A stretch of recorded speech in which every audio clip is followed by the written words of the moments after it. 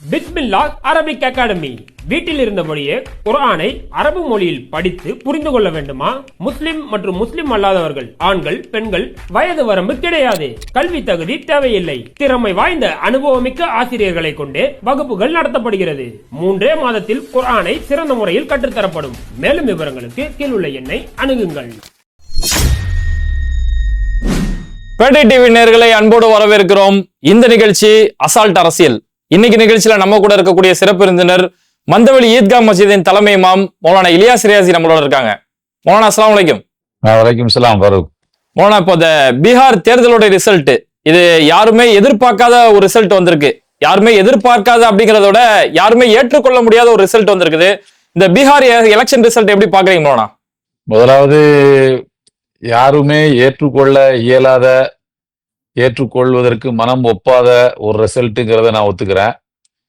ஆனா யாருமே எதிர்பார்க்காத ஒரு முடிவு அப்படின்றத நான் மறுக்கிறேன். நான் இந்தியா கூட்டணியினுடைய மிக முக்கிய தலைவராக இருக்கக்கூடிய காங்கிரஸ் கட்சியினுடைய ராகுல் காந்தி அவர்கள் இந்த முடிவை எதிர்பார்த்த மாதிரி தான் எனக்கு தோணுது. ஏன்னா ரிசல்ட் வரும்போது ராகுல் காந்தி, முக்கிய முகமாக இருக்கக்கூடிய ராகுல் காந்தி அவர்களோ பிரியங்கா காந்தி அவர்களோ 2 பேரும் நாட்டில் இல்லை. 2 பேரும் ஒருவேளை நம்முடைய கூட்டணி ஜெயிச்சதுன்னா ஏதாவது அமைச்சரவையில் பவர் ஷேரிங்கில் ஏதாவது மினிஸ்ட்ரி வாங்கலா இருந்தால் எந்த மாதிரியான, யாரை ஜெயிச்ச எம்எல்ஏக்களில் யாரை மினிஸ்டர் ஆக்கலாம் என்பது மாதிரியான முடிவுகளை எடுக்கிறதுக்காக வேண்டியாவது அவங்க இங்கே இருந்திருக்கணும்.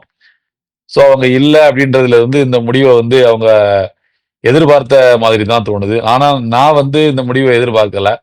பொதுவாக அரசியல் விமர்சகர்கள், அரசியல் பார்வையாளர்கள் யாரும் இந்த முடிவை விரும்பல. சில பேர் எதிர்பார்த்துருக்கலாம், ஆனா இந்த முடிவை விரும்பலங்கிறது உண்மைதான். இல்ல, இப்போ இதுக்கு முன்னாடி 2020 நடந்த தேர்தல்ல ஒட்டுமொத்த பாஜக கூட்டணி 125 இடங்களை தான் ஜெயிச்சாங்க. இந்த தடவை 200க்கும் மேற்பட்ட வெற்றி அடைஞ்சிருக்கும் போது இது எந்த வகையில ஏத்துக்கிறது மௌலானா? அதாவது இதுக்கு பல காரணங்கள் சொல்றாங்க. இது மக்கள் முடிவாக இருந்தால் இந்த முடிவை நம்ம ஏத்துக்கலாம். இது மக்கள் முடிவு, நாங்க இதை ஏத்துக்கிறோம் அப்படின்னு சொல்லலாம். ஆனா இதற்கு சில முக்கியமான காரணங்கள் இருக்குது. யோகேந்திர யாதவ்னு சொல்லிட்டு ஒரு மூத்த பத்திரிகையாளர், அவர் பிபிசி பேட்டி எடுத்திருக்காங்க. ஒரு நடுநிலையான நேர்மையான ஒரு பத்திரிகையாளர். அவர் சொல்றாரு, இந்த தேர்தல், பீகார் தேர்தல் முடிவு எனக்கு விரக்தியையும் வேதனையையும் எனக்கு தந்திருக்கிறது என்று சொல்லிவிட்டு, ஆனால் இந்த முடிவு நான் எதிர்பார்க்காதது அல்ல என்று சொல்கிறார். இந்த முடிவு நான் எதிர்பார்த்தது தான் அப்படிங்கிறத சொல்லாரு. என்ன அடிப்படையில் நீங்க எதிர்பார்த்திருக்கீங்க அப்படின்னு சொல்லி கேட்கும்போது, எப்போ பெண்களுக்கு இவங்க 10,000 ரூபாய் கொடுத்தாங்களோ, பேங்க் அக்கௌண்ட்ல ஒவ்வொரு பெண்களுக்கும் இவங்க 10,000, குடும்ப தலைவிகளுக்கு 10,000 போட்டாங்களோ, இது சட்டபூர்வமான ஒரு லஞ்சம் என்பதை தவிர வேறு வார்த்தையால இதை என்னால சொல்ல முடியாது. அப்போவே இந்த வெற்றியை அவங்க எதிர்பார்க்க ஆரம்பிச்சிட்டாங்க அப்படின்றத சொல்றாரு.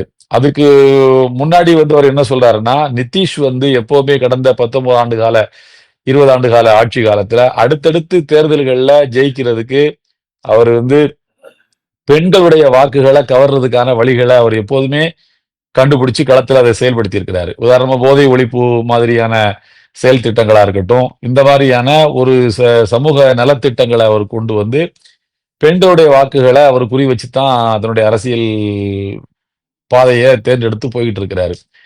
எப்போ 10,000 ரூபான்னு சொல்லி அவங்க கொடுக்க ஆரம்பிச்சிட்டாங்களோ அப்போதே இவங்களுக்கு பெண்களுடைய வாக்கு கண்டிப்பா கிடைச்சிடும் என்பது உறுதியாகிவிட்டது அப்படின்றத சொல்லிட்டு அவர் மேலும் என்ன சொல்றாருன்னா, ஒரு வியப்பான ஒரு தகவலை சொல்றாரு.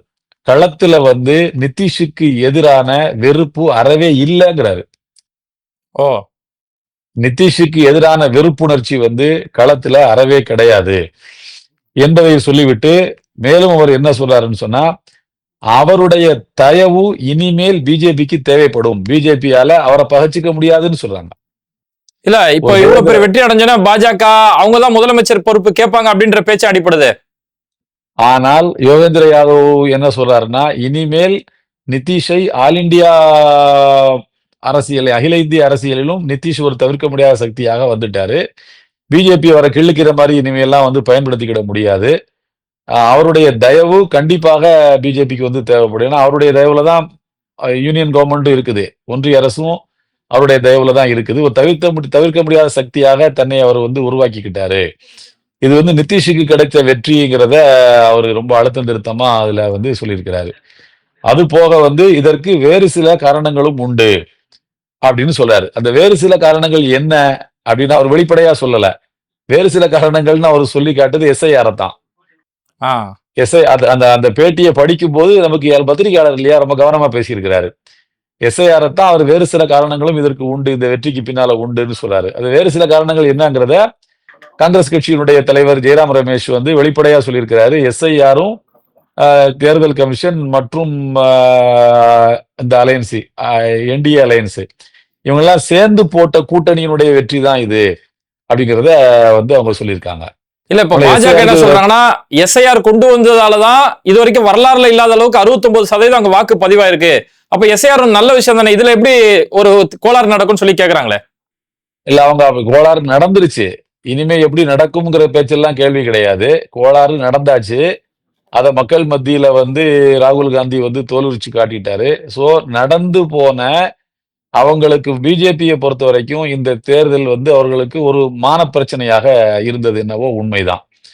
அவங்க வந்து இதுல நீங்க ஒரு முக்கியமான பாயிண்ட கவனிக்கணும். நாம வந்து ஒரு முஸ்லிம் பாலிடிக்ஸ் தலித் பாலிடிக்ஸ் பேசுறவங்களா இருக்கிறதுனால நம்ம ஒரு விஷயத்த கூர்ந்து கவனிக்கணும். என்னன்னு சொன்னா, இந்த பிஜேபி வந்து கடைசி கட்டமாக எப்படியும் நம்ம மக்கள் எஸ்ஐஆர் மற்றும் இந்த 10,000 நிதிஷினுடைய பலம், அது அல்லாம ஜாதி வாக்குகள் இப்ப 50% வாக்குகளை வந்து இந்த என்டிஏ வாங்கி இருக்குன்னு சொன்னா அதனுடைய ஜாதி பின்புலம் வந்து ரொம்ப முக்கியமானது. அவங்க ஜாதி கணக்குகளை கரெக்டா போட்டுட்டாங்க. இந்தியா கூட்டணி வந்து அதுல கொஞ்சம் அந்த கணக்குகளை கோட்டை விட்டுட்டாங்க.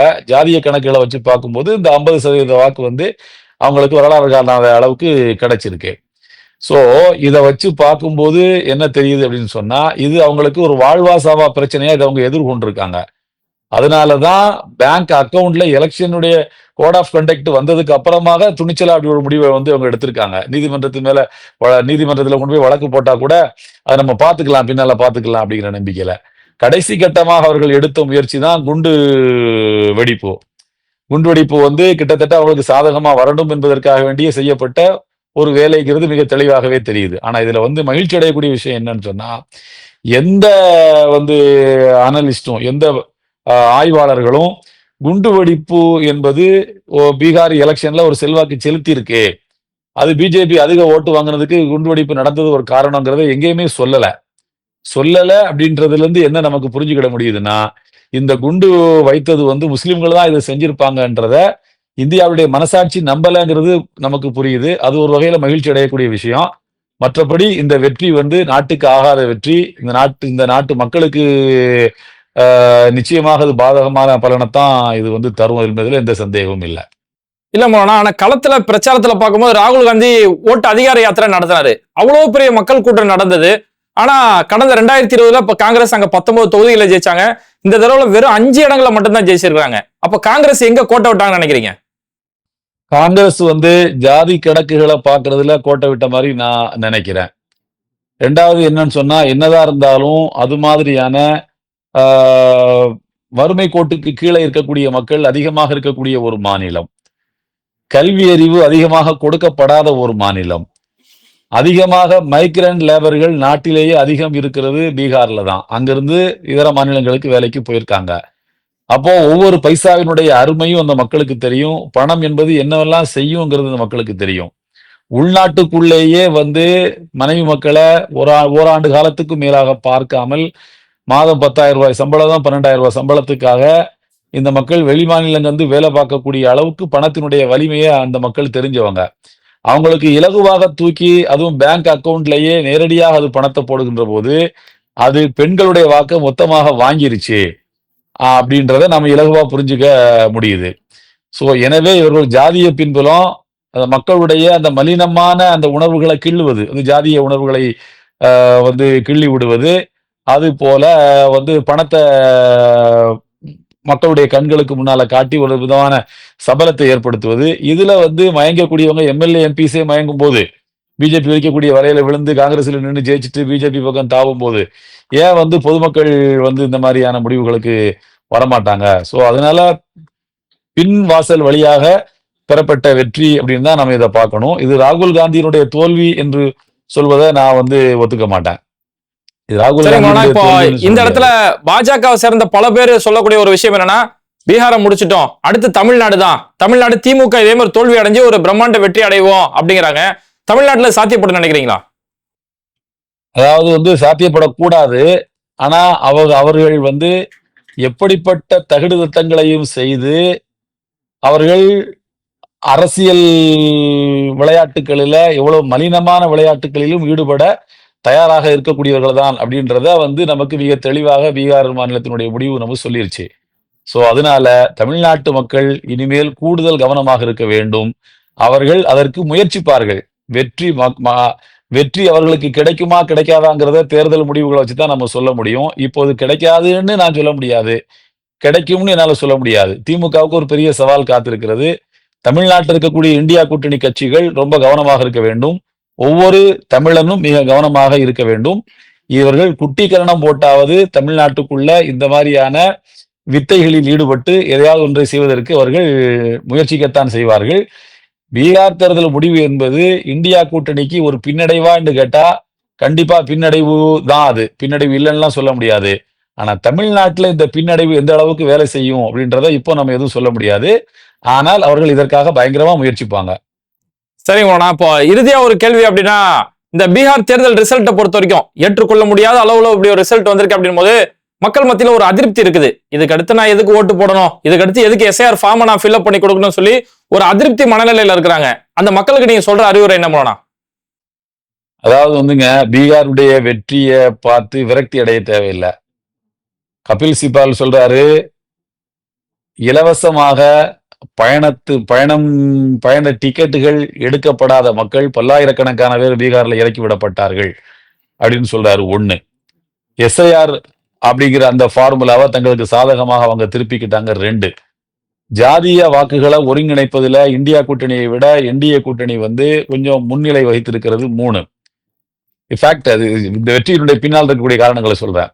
4வது, நிதிஷ்குமாருக்கு எதிர்ப்பு அலை என்பது இல்லை. மக்கள் மத்தியில அவர் மேல ஒரு வெறுப்பு இல்லைங்கிறத யோகேந்திர யாதவ் மாதிரியான மூத்த பத்திரிகையாளர்கள் எல்லாம் சொல்றாங்க. 4, அது அல்லாமல் மக்களை எளிதாக மயக்கக்கூடிய பணம், வறுமை கோட்டுக்கு கீழே வாழக்கூடிய மாநிலங்கள்ல பணம் ஒரு பெரிய செல்வாக்கு செலுத்தும் மக்கள் மனசுல.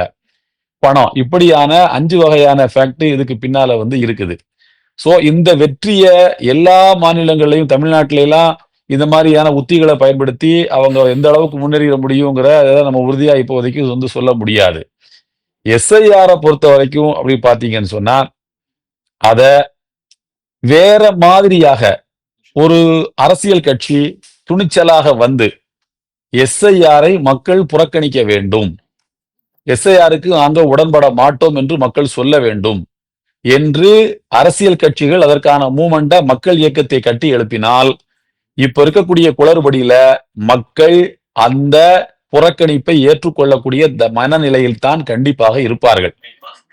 யாராவது ஒரு ப்ராமினண்டான லீடர், முக்கியமான ஒரு தலைவர் எஸ்ஐஆரை புறக்கணிக்கணும் இன்னைக்கு குரல் கொடுத்தாருன்னா நாளைக்கு ஃபயர் ஆயிரும். ஏன்னா பீகார் முடிவுல மக்கள் அவ்வளவு வெறுத்து போயிருக்காங்க. எனவே இதை செய்வதற்கு எந்த அரசியல் கட்சி தயாருங்கிற ஒரு கேள்வி மக்கள் மன்றத்தில் இருக்கு. 1. 2வது என்னன்னு சொன்னால், இந்த எஸ்ஐஆர் என்கிற எக்ஸசைஸ் நாடு முழுக்க இறுதி கட்டத்தை அடைந்ததற்கு பிறகுதான் தேர்தல் வைக்க வேண்டும். அதுவரையிலும் நாங்கள் தேர்தலில் பங்கெடுக்கவே மாட்டோம் என்று இந்தியா கூட்டணி பீகாரிலேயே அறிவித்திருக்க வேண்டும். அதை அறிவிச்சிருக்கணும்னு நான் எதிர்பார்த்தேன். ராகுல் காந்தி அப்படிப்பட்ட ஒரு துணிவான முடிவை அறிவிச்சிருக்கணும்னு நான் எதிர்பார்த்தேன். ஆனால் அவர் அதை செய்யவில்லை. ஒருவேளை அவருக்கு ஒத்துழைப்பு குறைவாக இருக்கும் என்று கருதியதால என்னவோ அவர் அந்த முடிவாக எடுக்காமல் இருந்திருக்கலாம். மொத்தத்தில் எஸ்ஐஆர் அப்படிங்கிற அந்த எக்ஸசைஸ் நாடு முழுக்க நிறைவடைந்த பிறகுதான் தேர்தல் வைக்க வேண்டும்.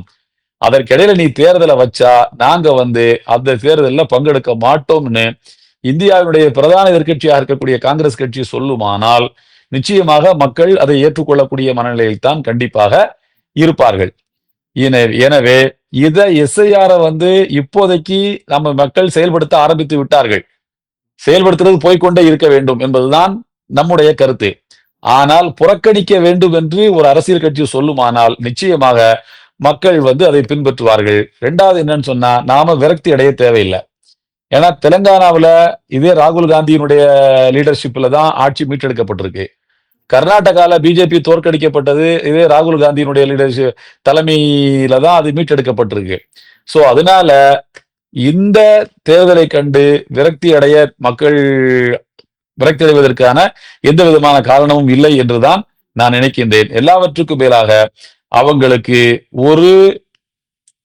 ஒரு பெரிய களப்பணியை செய்வதற்கான ஒரு மக்கள் இயக்கம் ஒண்ணு அவங்க ஒரு கட்டமைச்சு வச்சிருக்காங்க. 100 ஆண்டு கால இயக்கத்தை RSS வந்து அவங்க உருவாக்கி வச்சிருக்காங்க. அதனுடைய களப்பணியாளர்களுடைய துணையோடு பிஜேபி இந்த அடுக்கடுக்கான வெற்றிகளை பெற்றுக் கொண்டிருப்பதாகத்தான் நான் நினைக்கின்றேன். RSS பொறுத்த வரைக்கும் தன்னுடைய தத்துவ பிள்ளையிடம் தோற்று போனது. மோடி வந்து RSS தத்துவ பிள்ளை. அவர் இத்தனை வயசுக்கு மேல முதுமை அடைந்த பிறகு பதவியில் இருக்கக்கூடாது என்பது RSS விருப்பமாக இருந்தது. ஆனால் அந்த விருப்பத்தில் RSS தோற்றுவிட்டது, மோடி வென்று விட்டார். தன்னுடைய தத்துவ பிள்ளையிடம் RSS தோற்கிறது. ஒரு தகப்பன் தன்னுடைய பிள்ளைகிட்ட தோற்கிறது வந்து அவமானம் கிடையாது. அந்த மாதிரி RSS தோற்று தன்னுடைய தத்துவத்தை வாழ வைக்கிறது. தத்துவத்தின் தந்தையாக இருக்கக்கூடிய RSS வந்து தோற்று போகிறது. இந்த மாதிரியான சில நுட்பமான அணுகுமுறைகளை காலத்துக்கு ஏற்பது அது தகவமைத்துக் கொள்கிறதன் காரணமாக இந்த வெற்றி அதற்கு சாத்தியப்பட்டிருப்பதாக நான் வந்து நினைக்கின்றேன். மொத்தத்துல வந்து மக்கள் உடைய உணர்வுகளை வெளிப்படுத்தக்கூடிய வகையில் இந்த SIR மீதான அணுகுமுறையை பிரதான அரசியல் கட்சிகள் வெளிப்படுத்துமானால் மக்கள் அதற்கு கட்டுப்பட தயாராகத்தான் கண்டிப்பாக இருப்பார்கள். சரிங்க மோனா, இந்த ஒரு குறுகிய நேரத்துல இந்த பீகார் எலெக்ஷன் சம்பந்தமான முழுமையான கள நிலவரங்களை தெளிவுபடுத்தினீங்க. நிகழ்ச்சியில கலந்துறது ரொம்ப நன்றி. கண்டிப்பா அடுத்த நிகழ்ச்சியில சந்திப்போம். நன்றி பாருக். இது மாதிரி வீடியோக்களை தொடர்ந்து பார்க்கறதுக்கு மறக்காம பேட்டை டிவியை சப்ஸ்கிரைப் பண்ணிட்டு இந்த வீடியோக்களை உங்க நண்பர்களுக்கு அதிகமா ஷேர் செய்யுங்க. இணைந்திருப்போம். Mister perfect extra gold. தாம்பத்திய வாழ்வில் தடுமாற்றமா? இல்லற வாழ்க்கை இனிமையாக அமைய வேண்டுமா? இனி கவலை வேண்டாம். பல வருடங்களாக குழந்தை இல்லாதவர்களுக்கும் குழந்தை பாக்கியம் கிடைத்துள்ளது. வயதான பலகினமா, சுகர் பலகினமா, அனைத்திற்கும் ஒரே தீர்வு. எவ்வித கலப்படமும் இன்றி 100% ஹலாலான முறையில் தயாரிக்கப்படுகிறது. இப்போதே ஆர்டர் செய்யுங்கள். மேலும் விவரங்களுக்கு கீழுள்ள எண்ணை அணுகுங்கள்.